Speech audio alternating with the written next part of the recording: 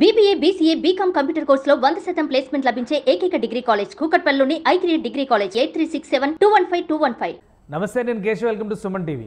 ఆంధ్రప్రదేశ్లో కొత్త ప్రభుత్వం ఏర్పడింది. తెలంగాణలో 6 నెలల క్రితమే కొత్త ప్రభుత్వం ఏర్పడింది. అయితే ఇప్పుడు ప్రాంతీయ పార్టీల అస్తిత్వం పైన జాతీయ స్థాయిలో చర్చ నడుస్తుంది. ఎవరు ఊహించిన విధంగా ఘోర పరాజయాన్ని చవిచూసినటువంటి జగన్మోహన్ రెడ్డి తన పార్టీని కాంగ్రెస్లో విలీనం చేయాలని భావిస్తున్నట్టుగా ఒక ప్రచారం జోరుగా సాగుతుంది. ఇందులో నిజమెంత? మరోవైపు తెలంగాణలో ప్రాంతీయ పార్టీగా ఉన్నటువంటి బీఆర్ఎస్ ఆ పార్టీ నుంచి ఇప్పుడు కీలక నేతలందరూ కూడా ఇతర పార్టీల్లోకి వలసపోతున్నటువంటి పరిస్థితి. నిజంగానే తెలుగు రాష్ట్రాల్లో ప్రాంతీయ పార్టీలు కనుమరుగయ్యేటువంటి పరిస్థితి ఉందా? ఈ అంశం పైన విశ్లేషణ చూద్దాం. మనతో పాటు రాజకీయ విశ్లేషకులు సీనియర్ జర్నలిస్ట్ కృష్ణాంజనేయులు గారు ఉన్నారు. కృష్ణాంజనేయులు గారు నమస్కారం. నమస్తే కేశవ్ గారు. కృష్ణాంజనేయులు గారు, ఈ ఏపీ రిజల్ట్స్ తర్వాత కొన్ని అనూహ్యమైన పరిణామాలు ఉంటాయని అందరూ ఊహించారు. అయితే రిజల్ట్స్ వచ్చిన తీరును బట్టే జనాలకు ఒక అంచనా వచ్చేసింది. జగన్మోహన్ రెడ్డి గారికి 11 సీట్లకి పరిమితం అవుతారని ఎవరు ఊహించలేదు. ఇప్పుడు కొత్తగా ఆయన బెంగళూరు టూర్ పైన విపరీతమైనటువంటి చర్చ నడుస్తుంది. ట్రోలింగ్స్, వైరల్స్, రకరకాల రూపాల్లో మెసేజ్ సర్క్యులేట్ అవుతున్నాయి. ఎంతవరకు వాస్తవం ఉండొచ్చు? జగన్మోహన్ రెడ్డి గారు పార్టీ విలీనమా, లేదంటే పార్టీ కాంగ్రెస్లో కలిపేసేటువంటి ప్రయత్నమా? అట్నుంచి చూస్తే కాంగ్రెస్కి నేతృత్వం వహిస్తుంది కూడా ఏపీలో ఆయన కుటుంబానికి చెందినటువంటి వ్యక్తే. దీనిపైన కూడా చాలా డిస్కషన్ జరుగుతుంది. నిజం ఎంతవరకు ఉండొచ్చు ఇందులో? కేశవ్ గారు, వైఎస్ఆర్ కాంగ్రెస్ పార్టీ వాళ్ళు అనేకమైనటువంటి ఒడిదుడుకుల మధ్య ప్రతికూలమైనటువంటి రాజకీయ పరిస్థితులు ఉన్నప్పుడు వైఎస్ఆర్ కాంగ్రెస్ పార్టీ ఏర్పడింది. ఆ ఏర్పడిన నేపథ్యం ఇవన్నీ కూడా తెలుసు. వైఎస్ రాజశేఖర రెడ్డి చనిపోయిన తర్వాత ఓదార్పు యాత్రకు కూడా జగన్మోహన్ రెడ్డిని అంగీకరించినటువంటి పరిస్థితుల్లో వైఎస్ఆర్ కాంగ్రెస్ పార్టీని వ్యతిరేకించి ఆయన బయటికి రావటం, ఎంపీలు అందరూ కూడా వాళ్ళు రాజీనామాలు చేయటం, ఆ తర్వాత మళ్ళీ ఎన్నికల్లో పోటీ చేసి గెలవటం, ఇవన్నీ కూడా చూసాం. అయితే సొంతగా వైఎస్ఆర్ కాంగ్రెస్ పార్టీ పెట్టుకున్నారు. 2014లో పోటీ చేసి ఓడిపోయినటువంటి పరిస్థితి ఉంది. ఓడిపోయిన తర్వాత కూడా వైఎస్ఆర్ కాంగ్రెస్ పార్టీ 67 మంది ఎమ్మెల్యేల్లో 27 మంది ఎమ్మెల్యేలని తెలుగుదేశం పార్టీ తీసుకున్న తర్వాత కూడా 2019 వరకు కొనసాగింది. ఆ తర్వాత 2019 ఎన్నికలకు ముందు పాదయాత్ర చేయటం, జగన్మోహన్ రెడ్డి అధికారంలోకి రావడం, ఇవన్నీ కూడా మనం చూసాం. అప్పుడు ఒక చరిత్ర 151 మంది ఎమ్మెల్యేలతో వైఎస్ఆర్ కాంగ్రెస్ పార్టీ అధికారంలోకి వచ్చింది. 25 మంది ఎంపీలు, 22 మంది ఎంపీలు. అయితే అనూహ్యంగా 2024 వచ్చేసరికల్లా 151 సీట్లు కాస్త 11 సీట్లకు పడిపోయినటువంటి పరిస్థితి.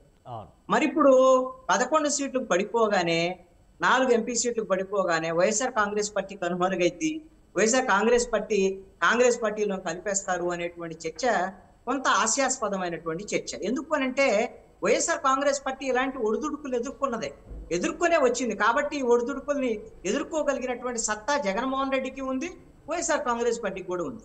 ఇక్కడ కీలకమైనటువంటి అంశం ఏంటంటే, మీరు తెచ్చిన ప్రస్తావన అసలు కాంగ్రెస్ పార్టీలో విలీనం చేస్తారు అని.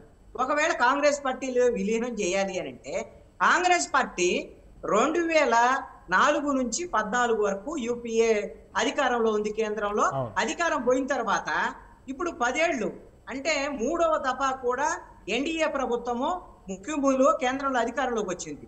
యూపీఏకి ఇప్పుడు ఇండియా కూటమిగా ఉన్నటువంటి, గతంలో ఉన్నటువంటి యూపీఏ కానీ ఇప్పుడు ఇండియా కూటమికి కానీ కాంగ్రెస్ నేతృత్వం వహించేటువంటి పరిస్థితి కూడా అసలు ఆ స్థితిలో ఉందా లేదా అనుమానాలు ఉన్నాయి. రీజనల్ పార్టీస్ చాలా కలుపుకొని 30-35 పార్టీలు కలుపుకొని ఇండియా కూటమి ఏర్పాటు చేశారు. అయినా అధికారంలోకి రాలేకపోయింది కేంద్రంలో.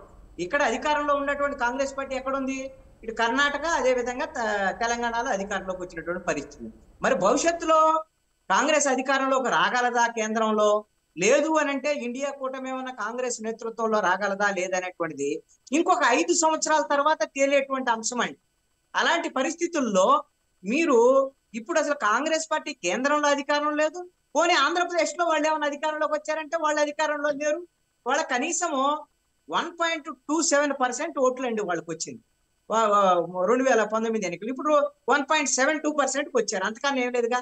అసలు కాంగ్రెస్ పార్టీకి ఆంధ్రప్రదేశ్ లో అసలు మనుగడే లేనటువంటి పరిస్థితుల్లో వైఎస్ఆర్ కాంగ్రెస్ పార్టీ 40% ఓట్లు ఉన్నటువంటి వైఎస్ఆర్ కాంగ్రెస్ పార్టీలో ఎలా విలీనం చేస్తారని అనుకుంటారు మనం? అసలు ఇది ఆచరణ సాధ్యమైనటువంటి పనేనా? నాకున్నటువంటి సమాచారం ఏమిటంటే, రానున్నటువంటి కాలంలో వైఎస్ఆర్ కాంగ్రెస్ పార్టీకి రాజకీయ ప్రతికూలమైనటువంటి పరిస్థితులు ఉన్నటువంటి మాట వాస్తవం. 164 అసెంబ్లీ సీట్లు తెలుగుదేశం, జనసేన, బీజేపీ కూటమికి వచ్చాయి. 4 స్థానాల మీద 21 ఎంపీ స్థానాలు ఈ కూటమికి వచ్చినటువంటి పరిస్థితి ఉంది. అయితే ఇప్పుడున్నటువంటి పరిస్థితుల్లో వైఎస్ఆర్ కాంగ్రెస్ పార్టీ ఆఫీసులు కూల్చేయటము, అదే విధంగా ఈ మద్యము, ఇసుక, ఇంకా ఇతర కేసులేవో కొన్ని జగన్మోహన్ రెడ్డి మీద, వైఎస్ఆర్ కాంగ్రెస్ పార్టీ నేతల మీద పెట్టేదానికి కూడా అవకాశాలు ఉండొచ్చు. జగన్మోహన్ రెడ్డి కేసులు కొత్త ఏం కాదు. ఇలాంటి పరిస్థితుల్లో నేను అనుకున్న దాని ప్రకారంగా అయితే షర్మిల ఇప్పుడు ఆంధ్రప్రదేశ్ లో పిసిసి పగ్గాలు చేపట్టారు. 2024 ఎన్నికలకు ముందు కాంగ్రెస్ పార్టీకి ఆవిడే లీడర్ గా ఉన్నారు.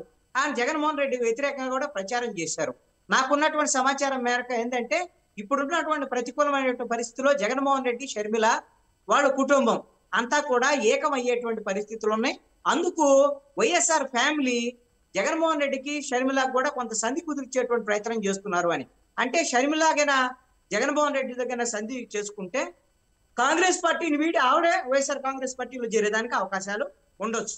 అంతే తప్ప ఇప్పుడు బెంగళూరు కేంద్రంగా జరుగుతున్నటువంటి చర్చలన్నీ కూడా డీకే శివకుమార్ చుట్టూ కాంగ్రెస్ పార్టీ, అక్కడ డిప్యూటీ సీఎం ఆయన కీ రోలు, అలానే షర్మిలని కాంగ్రెస్లోకి తీసుకురావడంలో కూడా ఆయనే ముఖ్యమైనటువంటి పాత్ర పోషించారు. కాబట్టి ఇప్పుడు వైరల్ అవుతున్నటువంటి ఈ అంశాలను బట్టి చూస్తే అటు జగన్ ఇటు వెళ్తారా లేదా షర్మిల అటు వస్తారా అనే దానికంటే కూడా కొన్ని కీలకమైనటువంటి మీరు రైజ్ చేసినటువంటి పాయింట్స్, ప్రాంతీయ పార్టీలకు సంబంధించి జాతీయ స్థాయిలో బీజేపీ అనుసరిస్తున్నటువంటి విధానం కావచ్చు, ఎన్డీఏ కూటమిగా కలుపుకున్నటువంటి వైనం కావచ్చు, ఈ రెండింటినీ చూసినప్పుడు ప్రతికూల పరిస్థితులు అనేవి లేవా? కేవలం రాజకీయాలు, కుటుంబ రాజకీయాల మీద మాత్రమే ఆధారపడి ఆంధ్రప్రదేశ్లో నడిచేటువంటి అవకాశం ఉంటుందా? కేశవ్ గారు, భారతదేశ రాజకీయాలకి మనం ఒకసారి పరిశీలిస్తే 2024 చూపించినటువంటి ఫలితం ఏంటంటే ఎన్డీఏలో కూడా బీజేపీకి పూర్తి స్థాయి మెజారిటీ లేదు. ఈ రోజున ప్రాంతీయ పార్టీల ప్రభావం అధికంగా ఉంది. ఆ ప్రాధాన్యత కూడా పెరుగుతున్నటువంటి పరిస్థితి ఉంది. యూపీఏ 10 ఏళ్ల పరిపాలన, ఎన్డీఏ 10 ఏళ్ల పరిపాలన, ఇప్పుడు ప్రాంతీయ పార్టీల సహకారంతో బీజేపీ నేతృత్వంలో ఎన్డీఏ ఉన్నటువంటి నెక్స్ట్ వచ్చేది ప్రాంతీయ పార్టీల నేతృత్వంలో ఉండేటువంటి కూటమి, జాతీయ పార్టీలకి పాలించేటువంటి పరిస్థితులు లేవు అనేటువంటి ఒక సంకేతం ఇప్పుడు 2024 ఎన్నికల ఫలితాలు వచ్చాయి. ఎందుకు అనంటే జాతీయ పార్టీగా బీజేపీ మేము అభివృద్ధి ఇవన్నీ చెప్పుకొని డబుల్ ఇంజిన్ సర్కార్లని చెప్పుకొని ఇన్ని చెప్పిన తర్వాత ఉత్తరప్రదేశ్ లో దెబ్బతిన్న తర్వాత, ఉత్తరప్రదేశ్ అదేవిధంగా ఉత్తర భారతదేశంలో దెబ్బతిన్న తర్వాత ఈ రోజున 400 సీట్లను వాళ్ళు బేషజాలకు వెళ్ళి వాళ్ళు 370 మాకే సొంతంగా వస్తాయి, 400 పైగా ఎన్డీఏకి వస్తాయి అని వాళ్ళు చెప్పుకున్న తర్వాత 240కి పరిమితం చేసినటువంటి పరిస్థితి బీజేపీకి ఉంది. మ్యాజిక్ ఫిగర్ దగ్గర కూడా బీజేపీ రానటువంటి పరిస్థితి ఉంది. భవిష్యత్తులో బహుశా జాతీయ పార్టీలకి పాలించేటువంటి నాయకత్వ పగ్గాలు బహుశా దగ్గరలో లేవు. ప్రాంతీయ పార్టీల ప్రభావం ఉండబోతుంది 2029 ఎన్నికల తర్వాత. అలాంటి పరిస్థితుల్లో జాతీయ పార్టీల్లో ప్రాంతీయ పార్టీలు ఎందుకు విలీనం అవుతాయి? కారణం ఏంది? అసలు దానికి అసలు అలాంటి అవకాశాలు ఎక్కడ ఉన్నాయి? కానీ ఒకటి ఇప్పుడు ఆంధ్రప్రదేశ్లో జరుగుతున్న పరిణామాలను పక్కన పెట్టి తెలంగాణలో జరుగుతున్నటువంటి అంశాలను చూస్తే కాంగ్రెస్ వర్సెస్ బీజేపీ నడుస్తున్నటువంటి సమయంలో 10 ఏళ్ళు అధికారంలో ఉన్నటువంటి బీఆర్ఎస్ పార్టీ కూడా ఈరోజు కుదేలైపోతున్నటువంటి పరిస్థితి కనిపిస్తుంది. సో తెలుగు రాష్ట్రాల్లో ముఖ్యంగా దక్షిణాదిలో బలమైనటువంటి ముద్ర వేయాలంటే ఆంధ్రప్రదేశ్ కానీ తెలంగాణ కానీ బీజేపీకి ఒక బలమైన సోర్స్ అయ్యేటువంటి అవకాశం ఉంది. కాబట్టి ప్రాంతీయ పార్టీలని ఎంతవరకు తగ్గిస్తే ఆ ప్రాబల్యాన్ని బీజేపీ ఎంకరేజ్ చేసి, ఇప్పుడు వైసీపీ లీడర్లు అందరూ టచ్లో ఉంది టీడీపీతోనో జనసేనతో కాదు, బీజేపీతోనే అనేటువంటి మాట చాలా క్లియర్గా వినిపిస్తుంది. 4 ఎంపీల్లో ఒకరు మినహా 3 బీజేపీకి వెళ్తానికి లైన్ క్లియర్ చేసుకున్నారు అనేటువంటి ప్రచారం జరుగుతుంది.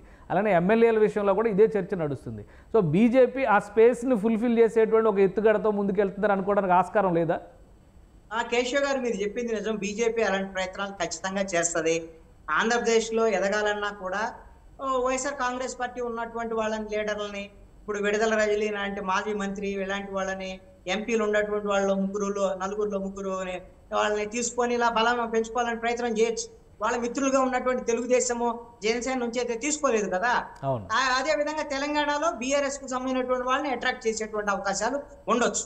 అయితే మరి ఆంధ్రప్రదేశ్ లోను తెలంగాణలో బీఆర్ఎస్ నుంచి ఇక్కడ వైఎస్ఆర్ కాంగ్రెస్ పార్టీ నుంచి తీసుకున్నంత మాత్రాన ఈ 2 పార్టీలు, ప్రాంతీయ పార్టీలు మొత్తం కనుమరుగైపోతాయని అనుకోవాల్సిన పని లేదు. రెండవ కీలకమైనటువంటి అంశం ఏంటంటే బీజేపీ యొక్క ప్రభావం పడిపోతుంది, తగ్గిపోతుంది అనటానికి 2024 ఎన్నికలు నిదర్శనము. 2014లో నరేంద్ర మోడీ అదే విధంగా గుజరాత్ తరహా అభివృద్ధి అనేటువంటి పేరుతో ఉన్నటువంటి హైపు, అదే విధంగా స్విస్ బ్యాంక్ లో ఉన్నటువంటి నల్లధనాన్ని తీసుకొస్తారు, ఏడాదికి 2 కోట్ల ఉద్యోగాలు, ఇలాంటివన్నీ చెప్పినటువంటి మాటలన్నీ కూడా కళ్ళబొలి కబుర్లుగా తేలిపోయినటువంటి పరిస్థితి ఉంది. 2019లో గెలిచినటువంటి పరిస్థితుల్లో కూడా 303 సీట్లు బీజేపీకి వచ్చినప్పటికీ కూడా ఆ రోజున కాంగ్రెస్ పార్టీ మరింత బలహీనపడి ఉండటం, ఇంకా నరేంద్ర మోడీ ఏదో చేస్తాడనేటువంటి దాని మీద ఎంతో కొంత అవకాశం వచ్చింది. ఇప్పుడు అలాంటి భ్రమలు తొలగిపోయాయి. బీజేపీ మీద భ్రమలు లేవు. దక్షిణ భారతదేశంలో బీజేపీ ఎదగటానికి అవకాశమే లేదు. ఒకవేళ బీఆర్ఎస్ సంబంధించి ఇక్కడ వైఎస్ఆర్ కాంగ్రెస్ పార్టీ నుంచి తీసుకున్నా సరే ఎదగటానికి అవకాశం లేదు. అక్కడ బీఆర్ఎస్ అయినా ఇక్కడ వైఎస్ఆర్ కాంగ్రెస్ పార్టీ అయినా ఒక ఉదాహరణ ఇప్పుడు మీరు చెప్పిన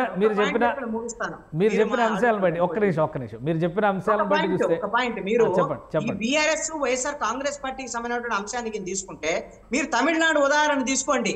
తమిళనాడులో కరుణానిధి 7 సీట్లతో తనతో పాటు 7 సీట్లకు గెలిచినటువంటి సందర్భంలో మళ్ళీ తిరిగి 5 ఏళ్ల తర్వాత మళ్ళీ అధికారంలోకి వచ్చినటువంటి పరిస్థితి ఉంది. అదేవిధంగా జయలలిత 4 సీట్లకు పడిపోయినటువంటి ఏఐడిఎంకే తర్వాత మళ్ళీ ఎన్నికల అధికారంలోకి వచ్చినటువంటి పరిస్థితి ఉంది. ప్రాంతీయ పార్టీలు దెబ్బతినటం, బలపడటం ఇది సర్వసాధారణమైనటువంటి విషయం. ఆంధ్రప్రదేశ్ లో కానీ, తెలంగాణలో కానీ, దక్షిణ భారతదేశంలో కానీ బీజేపీ కానీ కాంగ్రెస్ అంటే ఇప్పుడు అక్కడ తెలంగాణలో అధికారంలో ఉంది.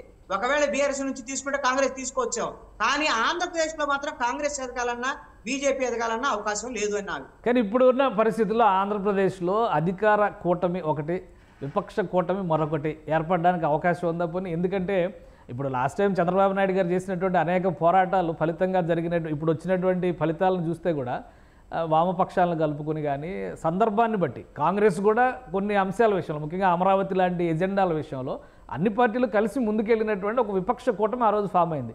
ఎలక్షన్స్ ముందర ఇప్పుడు ఏదైతే ఎన్డీఏ కూటమి అనేది తెర మీదకి వచ్చిందో అది కనిపించింది. ఆ విధంగా జగన్మోహన్ రెడ్డి ఒక బలమైన విపక్ష నేత అని అనుకుంటే ఆయన ఆధ్వర్యంలో కాంగ్రెస్ కానీ, వామపక్షాలు కానీ, ఇతర పార్టీలు ఏమైనా కలుపుకొని ఒక విపక్ష కూటమిని ఫామ్ చేయడానికి అవకాశం ఉందా? ఇక్కడ కేశవ్ గారు, వాస్తవంగా ఆంధ్రప్రదేశ్ లో ఇంతకుముందు ఉన్నటువంటి ప్రతిపక్షాలన్నీ తెలుగుదేశం, జనసేన, బీజేపీ ముగ్గురు కలవటం వల్ల 164 అసెంబ్లీ స్థానాలు, 21 ఎంపీ స్థానాలు వచ్చాయి. ఇప్పుడు అసలు ప్రతిపక్షమే లేదు ఆంధ్రప్రదేశ్ లో. జగన్మోహన్ రెడ్డి 11 సీట్లకే పరిమితమైనటువంటి పరిస్థితి ఉంది. ఇలాంటి పరిస్థితుల్లో ఈ కూటమి ప్రభుత్వం చాలా దుందుడుగ్గా వ్యవహరిస్తుంది. ఈ 20 రోజుల్లోనే అలాంటి పరిస్థితులు కనపడుతున్నాయి. వైఎస్ఆర్ కాంగ్రెస్ పార్టీ ఆఫీసులు కూల్చివేత కానివ్వండి, మిగతా వ్యవహారాలు ఇవన్నింటిలో కూడా కక్ష సాధింపు రాజకీయాలు కనపడుతున్నాయి. అయితే అలాగే అనుమతులు లేకుండా నిర్మాణాలు చేసి కూల్చేయడం నేరమా? ఇప్పుడు 26 కార్యాలయాల్లో 18 కార్యాలయాలకు సంబంధించి కనీసం ల్యాండ్ అలాట్మెంట్ లెటర్ కూడా అఫీషియల్గా గవర్నమెంట్ నుంచి ఇవ్వలేదు. అలాంటి చోట దాదాపు 50 to 60% నిర్మాణాలు పూర్తయినాయి అని అధికారులు ఒక నోట్ రిలీజ్ చేశారు ఇవాళ. సో అంటే పర్మిషన్స్ లేకుండా నిర్మాణాలు కట్టుకోవడం, మొత్తం భవనాలన్నింటినీ ఆంధ్రప్రదేశ్ లో ఉన్నటువంటి వాటిని అన్నింటినీ కూల్చేద్దామా? కూల్చేయడం కాదు, కూల్చింది ఒకటే భవనం, కూల్చింది ఒకటే భవనం.